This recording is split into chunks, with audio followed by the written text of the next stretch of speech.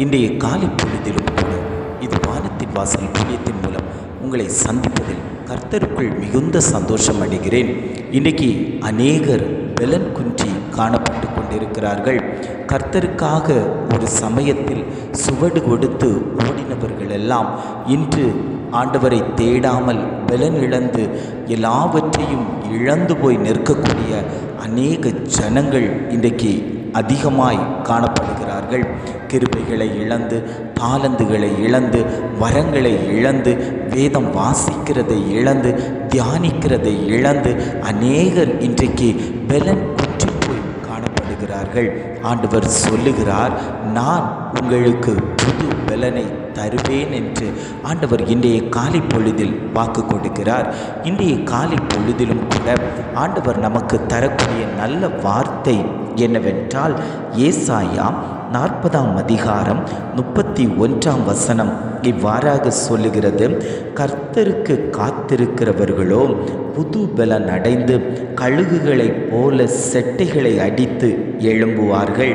அவர்கள் ஓடினாலும் இளைப்படையார்கள், நடந்தாலும் சோர்ந்து போகார்கள். வேதம் இவ்வாறாக சொல்லுகிறது, கர்த்தருக்கு காத்திருக்கிறவர்களோ புது பலன் அடைந்து கழுகுகளைப் போல செட்டைகளை அடித்து எழும்புவார்கள். கர்த்தருக்கு நாம் காத்திருக்கணுமாம். எப்படி காத்திருக்க வேண்டுமாம்? புது பலனோடு காத்திருக்க வேண்டுமாம். ஆனால் இன்று அநேகர் பலன் இழந்து போய் காணப்பட்டு கொண்டிருக்கிறார்கள். அவர்களை பார்த்துத்தான் ஆண்டவர் சொல்லுகிறார், உங்களுக்கு நான் புது பலனை தந்து கழுகுகளைப் போல செட்டைகளை அடித்து நீங்கள் மேலே எழும்புவீர்கள்.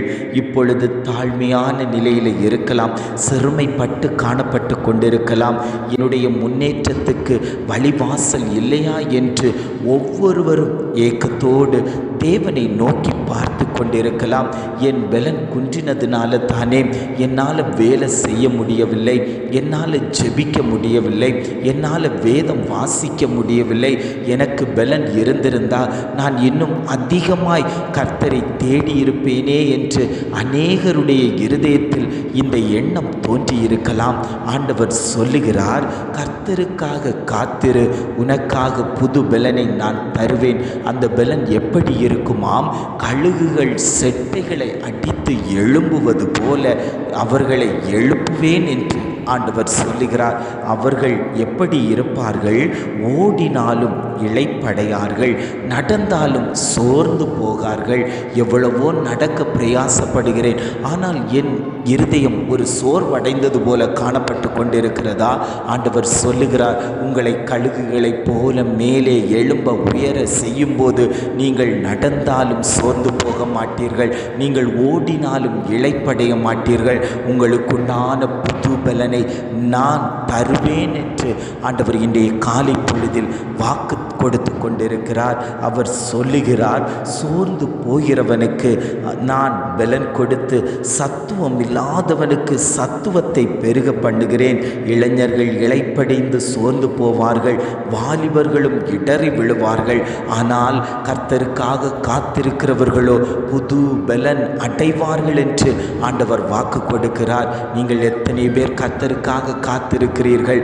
நான் என்னுடைய தேவனைத்தான் ஆராதிப்பேன், என்னுடைய தெய்வத்தைத்தான் நான் துதிப்பேன், அவருடைய வார்த்தையைத்தான் என் வாயில் நான் சொல்லுவேன் என்று எத்தனை பேர் ஆசை கொள்ளுகிறார்களோ அவர்களுக்குத்தான் இந்த அபிஷேகத்தை ஆண்டவர் தரப்போகிறார். புது பலனை தரப்போகிறார். பழைய பலன் அல்ல, மனிதர் தரக்கூடிய பலன் அல்ல, சொந்த பந்தங்கள் தரக்கூடிய பலன் அல்ல.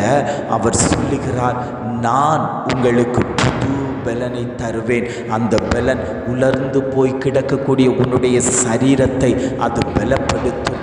தாழ்மையாய் இருக்கக்கூடிய உன்னுடைய இருதயத்தை அது தூக்கி விடும். உன்னுடைய வறுமையை அந்த பலன் மாற்றும். நீ சோர்ந்து போய் இருக்கிறாயா? கர்த்தரிடத்தில் கேளு, ஆண்டவரே நான் சோர்ந்து போயிருக்கிறேன், ஆண்டவரே என் வாழ்க்கை சோர்ந்து போய் காணப்படுகிறது, ஒரு வறுமையான வாழ்க்கையாக இருக்கிறது, நான் எவ்வளவோ பிரயாசப்படுகிறேன், ஆனாலும் அந்த பிரயாசத்தில் ஒரு பலனும் இல்லை, ஒரு முன்னேற்றமும் இல்லை. என்னுடைய பிள்ளையின் வாழ்க்கையில் ஒரு பலனற்று போய் காணப்படுகிறது. என் புருஷனுடைய காரியத்தில் ஒரு பலன் இல்லாமல் போய் காணப்படுகிறது. என்னுடைய வேலை விஷயத்தில் ஒரு பலன் இல்லாமலே போய்கொண்டிருக்கிறது. நான் என்ன செய்வேன்? ஊழியத்தில் நான் சுவடு கொடுக்கணும்னு விரும்புகிறேன், ஆனாலும் எனக்கு பலன் இல்லையே என்று எத்தனை பேர் உள்ளத்தில் எண்ணிக்கொண்டிருக்கிறீர்களோ அத்தனை பேரையும் பார்த்து தான் ஆண்டவர் சொல்லுகிறார், நான் உங்களுக்கு புது பலனை தரப்போகிறேன். அந்த பலன் சும்மாப்பட்ட பலன் அல்ல, அது கழுகுகளைப் போல செட்டைகளை அடித்து உயரே எழும்பக்கூடிய பலனைத்தான் நான் உங்களுக்கு தருவேன் என்று ஆண்டவர் வாக்கு கொடுக்கிறார். ஜெபிக்கலாமா? அன்பின் பரலோக பிதாவே, இந்த காலை பொழுதுக்காக நாங்கள் உம்மை துதிக்கிறோம், ஸ்தோத்தரிக்கிறோம். ஆண்டவரே, இந்த காலை பொழுதிலும் கூட ஆண்டவர் எங்களுக்கு ஒரு நல்ல வார்த்தை தந்தீங்கப்பா. அந்த வார்த்தைக்காக நாங்கள் உமக்கு நன்றி செலுத்துகிறோம். ஆண்டவரே, கர்த்தருக்காக காத்திருக்கிறவர்களோ புது பலன் அடைந்து கழுகுகளைப் போல செட்டைகளை அடித்து எழும்புவார்கள். அவர்கள் ஓடினாலும் இளைப்படையார்கள், நடந்தாலும் சோர்ந்து போகார்கள் என்று நல்ல ஒரு வாக்குத்தத்த வார்த்தையை எங்களுக்கு தந்தீங்க ஆண்டவரே. எங்களுக்கு புது பலனை தாங்க ஆண்டவரே. உமக்காக காத்திருக்கக்கூடிய அந்த புது பலன் எங்களுக்குள்ளாடி வரட்டும், எங்கள் குடும்பத்துக்குள்ளாடி வரட்டும், எங்கள் குடும்ப உறுப்பினர்களுக்குள்ளாடி வரட்டும், எங்கள் தொழில் மேலே வரட்டும், எங்கள் சபையின் மேலே வரட்டும், எங்கள் ஊழியத்தின் மேலே வரட்டும் ஆண்டவரே.